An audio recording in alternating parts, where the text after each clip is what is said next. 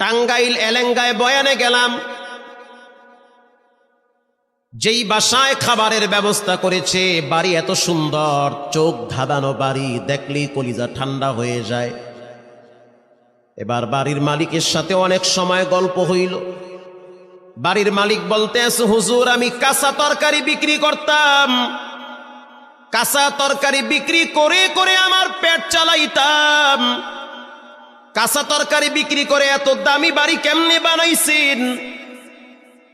এক কথায় তার উত্তর হলো, তা তিনি বলল যে আমার রব আমাকে এই নিয়ামত দান করেছে, অল্পের ভিতরে বরকত বাড়ায়া দিছে। আমি বললাম কেমনে এই বরকত আসলো, কোন রাস্তা দিয়া? তিনি জবাব দিতেছে, প্রতিদিন সকালবেলা আমি সবজি কেনার জন্য গ্রামে যাই। কষ্ট হয় আপনাদের? সবজি, কাঁচা তরকারি, কদু, ঝিঙ্গা, তুরই, বটবডি, পেঁপে এগুলা কেনার জন্য আমি ভ্যান নিয়ে গ্রামে যাই। আমি রাত্র প্রায় 4টার সময়